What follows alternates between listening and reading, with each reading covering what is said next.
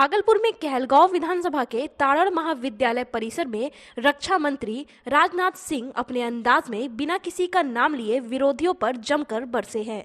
उन्होंने सभा को संबोधित करते हुए अंतर्राष्ट्रीय, राष्ट्रीय और स्थानीय मुद्दों पर बेबाकी से अपनी बातों को लोगों तक पहुंचाया। दरअसल केंद्रीय रक्षा मंत्री राजनाथ सिंह अपने सहयोगी रक्षा राज्य मंत्री नित्यानंद राय के साथ एनडीए प्रत्याशी पवन यादव के समर्थन में सभा को संबोधित करने पहुंचे हुए थे।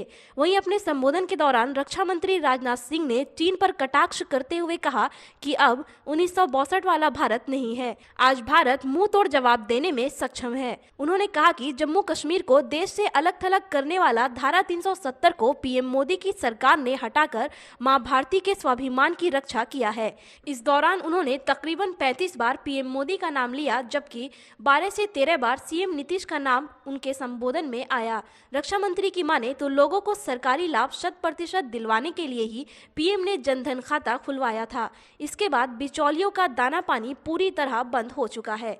रक्षा मंत्री ने कहा कि समाज के अंतिम पायदान पर खड़े लोगों को पीएम ने उज्ज्वला योजना और प्रधानमंत्री आवास योजना का लाभ देकर उन्हें सम्मान दिया है। पीएम ने कहा कि 2022 तक हर किसी के पास अपना पक्का का मकान होगा। चुनावी सभा में संबोधन के दौरान रक्षा मंत्री ने आयुष्मान भारत योजना की भी चर्चा की है। उन्होंने कहा कि अभी कुछ ही जरूरतमंदों को आयुष्मान भारत योजना का लाभ मिला है, लेकिन आने वाले समय में सभी लोगों को आयुष्मान भारत योजना का लाभ देने के लिए सरकार प्रतिबद्ध है। आयुष्मान भारत योजना का लाभ मिल रहा है। सुन लेना मेरे बहनों भाइयों, जो भी आयुष्मान भारत योजना का लाभ लेना चाहते हैं, एक समय वह आएगा कि हम सबको आयुष्मान भारत योजना का लाभ पहुंचाएंगे, सबको आयुष्मान भारत योजना का लाभ पहुंचाएंगे। और इस योजना में 5 लाख रुपए तक का एक साल में मुफ्त इलाज होगा। यदि बीमारी ठीक नहीं हुई तो दूसरे साल भी 5 लाख रुपए में आपका मुफ्त इलाज होगा।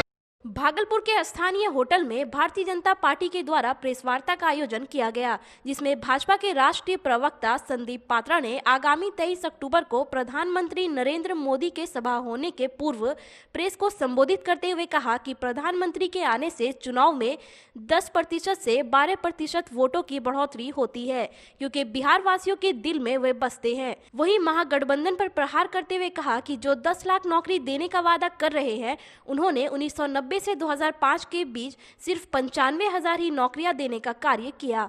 कि अभी तो नरेंद्र मोदी जी का बिहार आगमन इस चुनाव में हुआ नहीं है, अभी से ही ओपिनियन पोल हमें जीतता हुआ दिखा रहे हैं। आप खुद इसका अनुमान लगा सकते हैं कि जब प्रधानमंत्री नरेंद्र मोदी, जो कि प्रत्येक बिहार के निवासी के हृदय में बसते हैं, जब वो यहाँ आएंगे और मंच से वो विकास के विषय में आपसे बातचीत करेंगे, तो आप समझिए 10-12% का जो वोट शेयर होता है, वोट प्रतिशत होता है, उसमें इजाफा होगा। तो वास्तविक रूप में एक तरफ तो परिपक्वता है, एक तरफ सुशासन है, एक तरफ नीतीश कुमार और मोदी जी हैं, और डबल इंजन की सरकार यह बिहार के लिए अच्छी रहेगी। डबल इंजन के माध्यम से ही विकास हो सकता है, ये बिहार की जनता समझ रही है। और वहीं दूसरी तरफ वहां भी डबल इंजन है, और वो 2 इंजन है, भ्रष्टाचार और अपरिपक्वता की। केंद्रीय स्वास्थ्य राज्य मंत्री अश्विनी चौबे ने कहा कि आपने देश में देखा ही होगा कि कोरोना के समय कैसा माहौल था। देश में कुछ ही टेस्टिंग लैब थे, आज 2000 टेस्टिंग लैब हो गया है। 21 लाख आइसोलेशन बेड भी उपलब्ध है। जहां देश में 87% रिकवरी रेट है, वहीं बिहार में 94% रिकवरी रेट हो गया है। प्रधानमंत्री श्री नरेंद्र भाई मोदी जी के नेतृत्व में जिस प्रकार का आज पूरे विश्व में हम कह सकते हैं बेहतरीन व्यवस्था किया है, आज आप जानते हैं कि लगभग 21 लाख से भी ज्यादा आइसोलेशन बेड हमने पूरे देश भर में तैयार किया है। लोगों ने जहां एक भी टेस्टिंग लैब नहीं था, आज पूरी तरह से 2000 से भी ज्यादा टेस्टिंग लैब देश में खड़े हो गए। 10 करोड़ लोग, आप जानते हैं कि 10 करोड़ हमने पूरी तरह से टेस्टिंग करना शुरू कर दिया। ये बड़ी बात है, 10 करोड़ टेस्टिंग हो रहा है देश भर में। और बिहार, जहां देश का 87-88% आज रिकवरी रेट है, वहीं बिहार का रिकवरी रेट आज लगभग 94% से भी ज्यादा होने जा रहा है। बिहार बिहार विधानसभा चुनाव के मद्देनजर ऑल इंडिया कांग्रेस कमेटी के सचिव सह बिहार प्रभारी वीरेंद्र सिंह राठौड़ ने एक स्थानीय होटल में प्रेस वार्ता का आयोजित कर जानकारी दी कि बिहार में विधानसभा चुनाव का प्रचार प्रसार चरम पर है। इसी संदर्भ में कांग्रेस पार्टी के राष्ट्रीय अध्यक्ष और हम सब के नेता राहुल गांधी पहले चरण के चुनाव प्रचार के लिए बिहार आ रहे हैं, जो पहले चरण के चुनाव प्रचार के लिए आगामी 23 अक्टूबर को भागलपुर जिले के कहलगांव में जनसभा को संबोधित करेंगे। साथ ही उन्होंने कहा कि पिछली बार कांग्रेस पार्टी भागलपुर कमिश्नरी में 2 सीटों पर चुनाव लड़ी थी। इस बार कांग्रेस पार्टी 4 सीटों पर चुनाव लड़ रही है। इस बार पूर्ण बहुमत के साथ गठबंधन की सरकार बनने जा रही है। वहीं इस मौके पर कांग्रेस के जिला अध्यक्ष परवेज जमाल, निवर्तमान विधायक अजीत शर्मा, विपिन बिहारी सहित अन्य लोग मौजूद थे। बिहार में चुनाव प्रचार चरम सीमा पर चल रहा है। उसी संदर्भ में कांग्रेस पार्टी के पूर्व राष्ट्रीय अध्यक्ष, हम सब के नेता आदरणीय राहुल गांधी जी बिहार विधानसभा चुनाव के चुनाव प्रचार के लिए बिहार में पहुंच रहे हैं। पहले चरण के चुनाव प्रचार में वो अब जनसभाएं करेंगे। पहली जनसभा नवादा में होगी 23 तारीख को 11 बजे हिसुआ विधानसभा में, और लगभग 2 बजे वो भागलपुर जिले में कहलगांव विधानसभा के अंदर एक बड़ी जनसभा को संबोधित करेंगे। पिछली बार 2 सीटों पे यहाँ चुनाव लड़ी थी कांग्रेस, इस बार क्या? देखिए, पिछली बार पूरी भागलपुर कमिश्नरी के अंदर हम 2 सीटों पे चुनाव लड़े थे, कहलगांव और भागलपुर। इस बार मुझे खुशी है कि इस कमिश्नरी में कांग्रेस पार्टी डबल सीटों पे चुनाव लड़ रही है। 4 सीटों पे हम लोग चुनाव लड़ रहे हैं, कहलगांव, भागलपुर, सुल्तानगंज और अमरपुर, और चारों सीटें जो है बहुत बेहतरीन तरीके से कांग्रेस पार्टी जीतने जा रही है। गौरतलब हो कि आज से 55 वर्ष पहले 21 अक्टूबर 1959 को लद्दाख के दुर्गम क्षेत्र में भारतीय पुलिस की एक छोटी टुकड़ी पर आतंकवादियों ने हमला कर दिया था। वहीं भारत के 11 जवानों ने मातृभूमि की रक्षा करते हुए अपने प्राण न्यौछावर कर दिए थे।